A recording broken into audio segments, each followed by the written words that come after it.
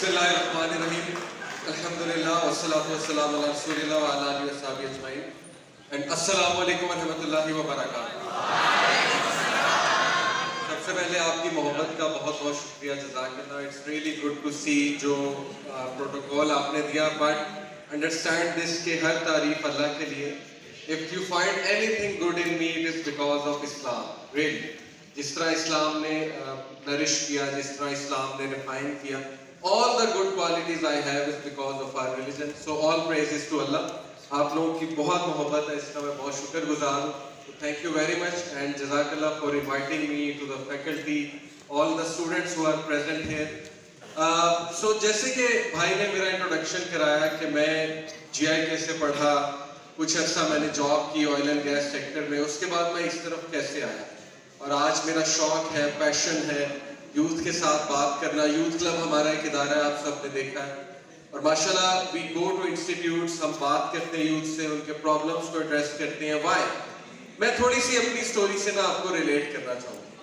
अच्छा, मैं जब GIK में था तो दो चीज़ें मैंने ऐसी सीखी इंजीनियरिंग से, क्योंकि मेरी मैकेनिकल इंजीनियरिंग है, तो दो चीज़ें इंजीनियर को ऐसी सिखाई जाती हैं जो उसकी ना तबीयत का मिजाज बन जाता है। मैकेनिकल इंजीनियर की खास बात मैं यहाँ पे करूँगा। एक, हमें हर चीज में सिखाया जाता था एफिशिएंसी। एफिशिएंसी क्या, आप लोगों ने फिजिक्स में पढ़ा होगा, FSC में, A लेवल में। सिंपल एफिशिएंसी क्या है कि एक इनपुट में से मैक्सिमम आउटपुट कैसे निकालना है, कि आपके पास एक इनपुट है, एक रिसोर्स है, उसको बेहतरीन इस्तेमाल कैसे करना है। मेरा FYP ये था, फाइनल ईयर प्रोजेक्ट के अच्छा आप KSB पंप चाहे वहाँ कंप्रेस्ड एयर डिस्ट्रीब्यूशन सिस्टम की एफिशिएंसी इंप्रूव करनी है, हमारा फाइनल ईयर प्रोजेक्ट। तो वो इतनी आदत हो गई एफिशिएंसी कि ये चीज ने थ्रू आउट लाइफ मुझे बहुत हेल्प किया है चीजों को डिसाइड करने में, डिसीजंस लेने में या चीजों को परखने में। मैं जब इस खोज में निकला कि जिंदगी का वो कौन सा वे ऑफ लाइफ है कि जो मुझे मैक्सिमम एफिशिएंसी दे सकता है, मैक्सिमम आउटपुट दे सकता है, कि मैं उसमें इनपुट दूं कुछ और उसका आउटपुट, उसका रिजल्ट मुझे बहुत जबरदस्त मिले। ये सोचना बड़ा जरूरी है जिंदगी में। देखिए बहुत से लोग हैं वो शिकायतें करते हैं, मैंने खुद सुनी कि मैंने इस बंदे के लिए ये कर दिया, वो कर दिया, मैं बिच गया, मैं बिच गई, ये कर लिया, लेकिन एट द एंड वो रिजल्ट नहीं मिला। लेकिन at the end expectations hurt हुई, एट द एंड ये हुआ वो हुआ। देखिए पहली तो बात, लोगों के लिए कुछ करना ये अच्छी बात है, लोगों को गिफ्ट्स देना, लोगों के साथ अच्छा पेश आना, our Deen is all about it. However जब मैंने सोचा कि यार व्हाट इफ के जितनी एनर्जी मैं लोगों को खुश करने में लगा रहा हूँ, अगर इससे थोड़ी सी, मैं नहीं कह रहा कि 100%, चले थोड़ी सी अल्लाह को खुश करने में लगाते हैं तो उसका रिजल्ट क्या आएगा, उसकी आउटपुट क्या आएगी। ये जब मैंने सोचना शुरू किया, बिकॉज GIK में बहुत कुछ चल रहा था। मैं जब वहाँ गया, वहाँ मुख्तलिफ कल्चर्स थे, वहाँ कराची से लोग आए हुए थे, इस्लामाबाद से आए हुए थे, पूरे पाकिस्तान से आते हैं वहाँ पे लोग। मैंने लोगों के रवैये देखे। फेयरवेल में मैं स्टेज हेड था, उससे पहले जो वाकया हुआ ना, जो मुझे दीन की तरफ लाया, एक्चुअली विच क्लिक्ड मी, उससे पहले मुझे बिल्कुल नहीं पता था दीन क्या है, कुरान मजीद में क्या है, क्या लिखा है। केयरलेस जैसे यंगस्टर होता है, वही मेरा रवैया था। हुआ ये कि फेयरवेल में जब मैं स्टेज हेड था तो आई ऑर्गेनाइज एवरीथिंग। मैंने being a stage head drama भी ऑर्गेनाइज किया, मैंने बीइंग अ स्टेज हेड जो है वो जाहिर है कि गाने भी ऑर्गेनाइज किए, सब कुछ किया जैसे चलता है यूनिवर्सिटीज में। सीनियर्स को फेयरवेल देनी थी, I was trying my best. उससे मेरी पढ़ाई बहुत सफल हुई। लेकिन मैंने क्या देखा लोगों का रवैया अपने क्लास फेलोज का, कि जब मैं किसी के पास पढ़ने गया, मुझे किसी ने नहीं पढ़ाया, मेरी एक्सपेक्टेशन बहुत हाई हुई और उसकी वजह से मेरी पढ़ाई बहुत सफल हुई। इंजीनियरिंग बहुत मुश्किल सब्जेक्ट है, मैकेनिकल स्पेशली, और मेरा एक F भी आ गया उसी सेमेस्टर में, जिसकी वजह से खदशा था कि डिग्री डिले हो सकती। अब मैं इतने शौक में था कि यार मैंने लोगों के लिए इतना कुछ कर दिया, मैं तो बेच गया हूँ, लेकिन किसी ने मेरी मदद नहीं की। जब मदद का टाइम आया, सारे जो है वो दूर चले गए बगैर, मतलब मेरा ये एक्सपीरियंस है। हो सकता है कि अच्छा एक्सपीरियंस हो आप लोगों का, but this is my experience. मैंने सोचा कि मेरी डिग्री डिले हो गई तो वालिद साहब को कितनी शर्मिंदगी उठानी पड़ेगी, ये होगा वो होगा, वालिदैन की एक ख्वाहिश होती है ग्रेजुएशन पे आए। That sent me to such a shock, और मैं लिटरली डिप्रेशन में जा रहा था, कमरे में बैठ के सोचता रहता था मैं क्या करूं, मेरा समर लग रहा है, मैंने किसी ना किसी तरह डिग्री कर ली। अच्छा, उससे ठीक 3 महीने पहले एक अजीब वाकया होता है, बड़ा अजीब वाकया होता है, और दिस इज हाउ आप देखें कि अल्लाह ताला ने जब किसी की आंखें खोलनी होती हैं तो वो डिजाइंड होती है वो चीज का। ठीक 3 महीने पहले क्या होता है कि मेरे हॉस्टल में कॉरिडोर में एक लड़का रहता था, मौलवी, उसे मौलवी मौलवी कहते थे, और उससे हम देखते ही दूर भाग जाते थे, क्योंकि हमारा ध्यान ये था यार ये मौलवी क्या मतलब बेकार से लोग होते हैं, अल्लाह माफ करे। ये मेरा व्यू था, एज ए यंगस्टर मेरा ये व्यू था। तो वो जब भी करीब से गुजरता था मैं आंखें नीची करके गुजर जाता था। खैर एक दिन उसने मेरे दरवाजे पे नॉक किया और उसने कहा कि सलाम किया, मैंने सलाम का जवाब दिया। उसने कहा अली यार मैंने आपको एक गिफ्ट देना। मैंने कहा अच्छा ठीक है, क्या गिफ्ट देना? उसने कहा आप मेरे साथ बुक शॉप पे चलो या बुक फेयर पे चलो। बुक फेयर लगी थी GI में। मैंने कहा अच्छा बुक फेयर पे चलते हैं इंशाल्लाह, लेट्स सी क्या देते हैं। वो मुझे बुक फेयर पे ले गए और इस्लामिक बुक स्टॉल जो था उसके करीब जब हम जाते हैं, मैं एक्सपेक्ट किया, मैंने कहा अच्छा कोई इस्लामी बुक, मजहबी बुक देनी होगी, क्योंकि सोच भी इस बंदे की मजहबी है। एनीवे मुझे जब वहां लेकर गया, उसने कुरान उठाया ट्रांसलेशन के साथ और उसने कहा ये मेरी तरफ से हदिया है, मेरी तरफ से गिफ्ट है आपको। मैं बड़ा हैरान हुआ कि यार कुरान एज ए गिफ्ट दिया जा सकता है, क्योंकि मैंने तो आज तक कुरान एज ए गिफ्ट नहीं सुना कि कुरान एज ए गिफ्ट भी दिया जाता है। मैंने तो परफ्यूम्स वगैरह ये सारी चीजें गिफ्ट दी जाती हैं। मैं बड़ा हैरान भी हुआ, खुश भी हुआ, जैसे हर एक रवायती मुसलमान खुश होगा, कल्चरल मुस्लिम जो है। लेकिन किया मैंने वही जो एक रवायती मुसलमान करे। खुश तो मैं बहुत हुआ, लेकिन कमरे में आके मैंने उसको बड़े प्यार से गलाफ में बांध के चूम के कमरे में टॉप शेल्फ पे रख दिया, कुरान ट्रांसलेशन वाला कुरान।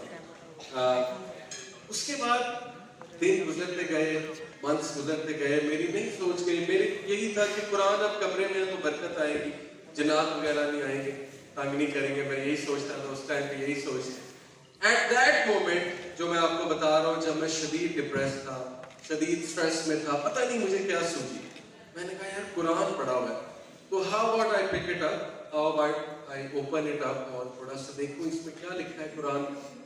मैं रैंडमली खोला, मुझे नहीं अंदाजा था सूरह अल-बकरा क्या है, सूरह आले इमरान क्या है, मुझे कुछ पता नहीं था। मैंने रैंडमली खोला। रैंडमली जब मैंने खोला तो जो पहली वर्स मेरे सामने आई वो सुन के आप हैरान हो जाएंगे, जैसे मैं हैरान हुआ कि मेरे जहन में क्या चल रहा है, दुख, गम, जिंदगी की क्यों इतनी मुश्किल है, ये क्या हो रहा है मेरे साथ, मेरा क्या कसूर है, वगैरह वगैरह।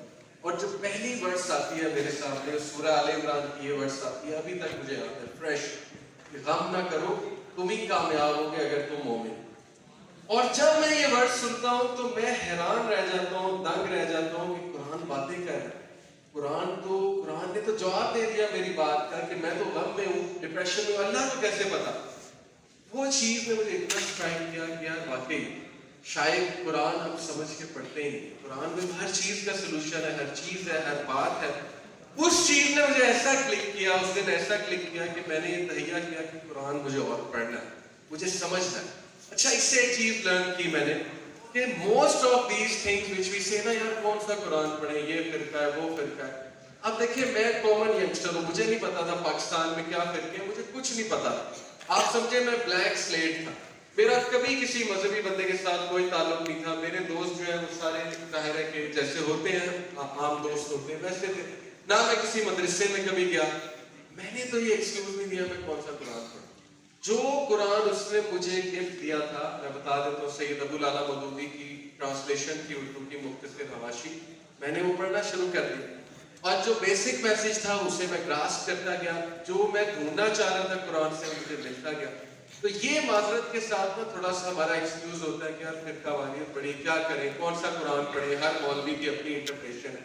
मैंने तो ऐसा ना कोई एक्सक्यूज दिया। मेरे चूंकि अब जब बंदा गम में होता है ना तो याद रखें कि उसका दिल का दरवाजा खुल जाता है। जैसे पानो कुदसिया का एक कोट है गम के हवाले से, बनता कि गम तो एक्चुअली रूहानियत की सीढ़ी है, अगर आप समझें। क्योंकि गम जो है अगर ये बुरी चीज होती तो अल्लाह अंबिया को ना देते, क्योंकि बहुत से अंबिया जो है वो गम से गुजरे हैं, गम की कैफियत से गुजरे हैं, डिफिकल्टीज से गुजरे हैं। क्योंकि जाहिर है गम में दिल जो है वो नर्क पड़ जाता है और इंसान को बात समझ आने लगती है। तो कुरान ने जिस तरह से मरहम लगाया उस गम पे उस टाइम, और भी दो चार चीजें थी जाहिर है, और जिस तरह से कुरान ने गाइडलाइन दी कि अब करना क्या है। देखें दूसरी बात मैं यहीं पे आ रहा हूँ। एक मैंने आपको बात बताई एफिशिएंसी।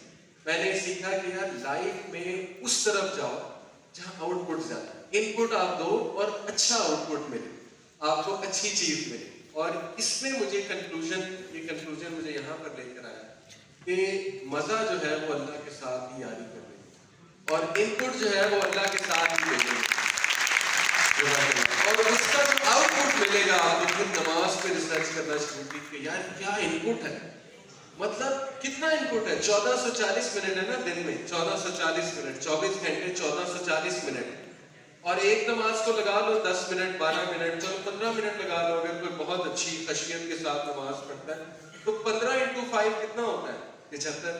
75 डिवाइडेड बाय 1440, ये कितने परसेंट बना देते हैं, 7%। आपने सिर्फ 7% इनपुट देना है इस चीज के लिए। अब वो मैं आपको चीजें गिनाता हूँ। नंबर 1 दिली सुकून, नंबर 2 कामनेस, कंपोजर। नमाज पढ़ने से ये पूरी मेडिटेशन, अभी मैं रिसर्च से आपको साबित करूंगा, बंदे में ठहराव आता है, कंपोजर आता है, बंदे का गुस्सा कम होता है, बंदे की टेंशन ठीक होती है, फोकस ठीक होता है, एग्रेसिवनेस जाती है। नमाज इंटरप्शन है हमारे कामों में। साइकोलॉजिस्ट आप ये कह रहे हैं कि अगर कोई बंदा स्ट्रेस खत्म करना चाहता है वो अपनी एक्टिविटीज को इंटरप्ट करे, ब्रेक्स ले। और आपको पता है साइकोलॉजिस्ट ने कहा है कि दिन में 3 बार ब्रेक्स लेनी चाहिए मेडिटेशन के लिए। और जो एवरेज टाइम साइकोलॉजिस्ट ने बताया है, पॉजिटिव साइकोलॉजिस्ट ने, कि 27 मिनट आपकी रूटीन में मेडिटेशन होनी चाहिए ताकि आप स्ट्रेस फ्री लाइफ जो है वो गुजारें। तो मैं आपको कह रहा हूँ कि हमारा इनपुट जो है वो 50 मिनट 60 मिनट 75 मिनट मांग रहा है नमाज, और उसका आउटपुट देखें। थोड़े से इनपुट से इतना आउटपुट कि आखिरत भी समझ जाती, दुनिया भी समझ जाती। तो that led me intelligent decision लेने ना, ज़हीन होना चाहिए बंदे के। जहानत जब दिखानी तो इस्लाम की तरफ ही बंदा अल्टीमेटली आता है, इसमें कोई हमें शर्म की बात नहीं है। दूसरी जो चीज़ है वो मैंने इंजीनियरिंग में सीखी कि कॉम्प्लेक्स प्रॉब्लम्स को सिंप्लीफाई कैसे करें। इंजीनियर का काम ही है, जब वो कहीं जॉब पे जाता है ना, उसके सामने एक मुश्किल मसला रखा जाता है और कहते हैं जी आप चूंकि इंजीनियर है, इक्वेशन वगैरह सॉल्व करते आए हैं, हमें बताएं इसका सोल्यूशन क्या है। अच्छा मशीन में मसला निकल आया, कॉम्प्लेक्सिटी है, इसका हमें सोल्यूशन बताएं, सिंप्लीफाई करो। मैंने ये देखा कि जिंदगी के बड़े बड़े मसाइल के सिंपल तरीन सोल्यूशन इस्लाम के पास, कुरान के पास, इसके अलावा नहीं है। इसके अलावा बंदा खप जाता है, इसके अलावा बंदा, मैं अक्सर ये बात करता हूँ कि गोरों को ना अल्लाह ने रिसर्च करने में लगाया, क्योंकि मैं साइकोलॉजी का स्टूडेंट हूँ। वो रिसर्च कर रहे हैं, रिसर्च करेंगे, एक्सपेरिमेंटेशन करेंगे, डाइटरी लॉज पे कभी एक्सपेरिमेंटेशन करेंगे, कभी सोशल सिस्टम्स पे एक्सपेरिमेंटेशन करेंगे, कभी वो कहेंगे कम्युनिज्म ठीक है, कभी कहेंगे कैपिटलिज्म ठीक है, कभी फिफ्थ वेव फेमिनिज्म चलेगी, बहुत कुछ चलेगा, रिएक्शनरी मूवमेंट्स निकलेगी, टेस्ट एंड ट्रायल चलेगा।